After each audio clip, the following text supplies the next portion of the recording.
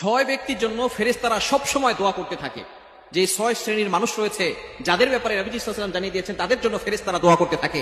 যদি ফেরেশতারা আপনার জন্য দোয়া করে, দুনিয়ার কোনো শক্তি আপনাকে ক্ষতি করতে পারবে না, আপনাকে কেউ বিপদে ফেলতে পারবে না, কারণ ফেরেশতারা আল্লাহ পাক রব্বুল আলামিনের অর্ডারে আপনাকে প্রটেক্ট করবে, হেফাজত করবে। তাহলে ছয়টি কোয়ালিটি, এই ছয় শ্রেণীর মানুষকে আল্লাহ পাক রব্বুল আলামিন এতটা মর্যাদা দিয়েছেন যে তাদের জন্য ফেরেশতারা দোয়া করবে, তাদেরকে ফেরেশতারা হেফাজত করবে। শুধু তাই নয়, আল্লাহ পাক রব্বুল আলামিন তাদেরকে নাজাতের ব্যবস্থা করবেন, দুনিয়া তো ভালো রাখবেন, আখিরাতও ভালো রাখবেন। নাম্বার 1, এক নাম্বার হচ্ছে যারা ওযু করে রাতে ঘুমাতে যায়।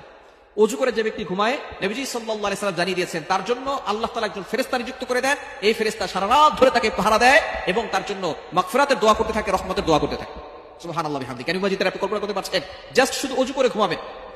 ওযু এমন একটা ইবাদত, আপনি যখন কুলি করতেছেন মুখ দ্বারা যে গুনাহ হয়েছিল সেগুলো মুখে পানি ফেলে দেওয়ার সাথে সাথে, পানির ফোঁটার সাথে সাথে সেই গুনাহ ঝরে পড়ে যায়।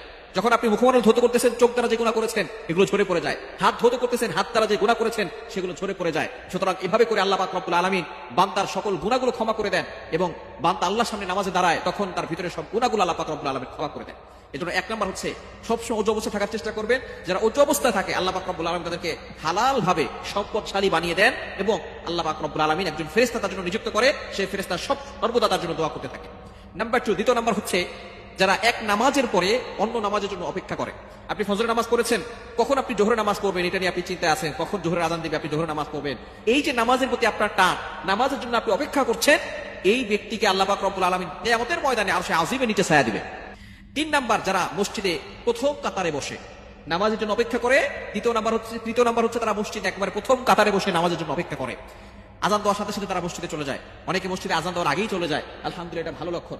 আপনি মসজিদে আজান দেওয়ার আগে চলে গেলেন, সেখানে একটু জিকির আজকার করলেন, নফল নামাজ পড়লেন।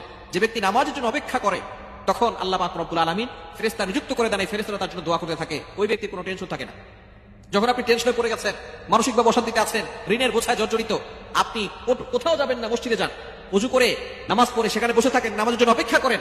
যদি আপনি সেখানে বসে থাকতে পারেন তাহলে ফেরেশতারা আপনার জন্য দোয়া করে থাকবে, আল্লাহ এই লোকটা মনে হয় কোনো পেরেশানিতে আছে, আল্লাহ তুমি তার সকল পেরেশানি দূর করে দাও, আল্লাহ তুমি তার মানসিক দুশ্চিন্তা দূর করে দাও, আল্লাহ তুমি তাকে সকল বিপদ আপদ থেকে হেফাজত করো, আল্লাহ তুমি তার উপর রহমত নাযিল করো। ফেরেশতারা তার জন্য দোয়া করতে থাকে। এজন্য মসজিদে একটু বসবেন, পাগল হয়ে যাবেন না। আমরা মসজিদে যাওয়ার সাথে সাথে পাগল হয়ে যাই, কখন সালাম ফিরাবে, ইমাম সাহেব একটু বড় কেরাত ধরলে আমরা পাগল হয়ে যাই, খবর এটা করবেন না। 3 নাম্বার হচ্ছে যারা মসজিদে নামাজের জন্য অপেক্ষা করে প্রথম কাতারে বসে। 4 নাম্বার, যারা নবীজি সাল্লাল্লাহু আলাইহি ওয়াসাল্লামের প্রতি দুরূদ পাঠ করে। নবীজি সাল্লাল্লাহু আলাইহি ওয়াসাল্লামের উপরে যারা দুরূদ পাঠ করে, নবীজি সাল্লাল্লাহু আলাইহি ওয়াসাল্লাম জানিয়ে দিয়েছেন, মান সাল্লা আলাইয়া মাররাতান, যে ব্যক্তি নবীজির প্রতি একবার দুরূদ পাঠ করবে আল্লাহ পাক রব্বুল আলামিন তার প্রতি 10 বার রহমত নাযিল করবে, 10টি গুনাহ মাফ করবে, 10টি মর্যাদা বৃদ্ধি করবে। শুধু তাই নয়, ফেরেশতারা তার জন্য দোয়া করতে থাকে। 4 নাম্বার, যে ব্যক্তি রোগীকে দেখতে যায়, অসুস্থ ব্যক্তি হয়েছে, আপনি তাকে দেখতে যাচ্ছেন, বাস আপনার জন্য ফেরেশতারা দোয়া করবে। এবং 6 নাম্বার হচ্ছে অনুপস্থিত ব্যক্তির জন্য, মুসলমান ভাইয়ের জন্য আপনি দোয়া করবেন। আপনি যখনই কোনো দোয়া করবেন তখনই আল্লাহর কাছে বলবেন, আল্লাহ অমুক ভাই তুমি তাকে বিপদ আপদ থেকে হেফাজত করো, আল্লাহ তুমি তার সকল মুসিবত দূর করে দাও, আল্লাহ তুমি তাকে সম্পদশালী বানাও। এরকম যদি আপনি কোনো মুসলমানের কল্যাণ চান, মুসলমানের জন্য দোয়া করেন, আল্লাহ তাআলার ফেরেশতারা আপনার জন্য দোয়া করবে। এই 6টি কোয়ালিটি সম্পূর্ণ মানুষ যারা, তাদের জন্য ফেরেশতারা সর্বদা দোয়া করতে থাকে। এজন্য আমরা এই 6টি গুণ নিজের ভিতরে ফিট করব। আল্লাহ তাআলা আমাদের সকলকে কবুল করে।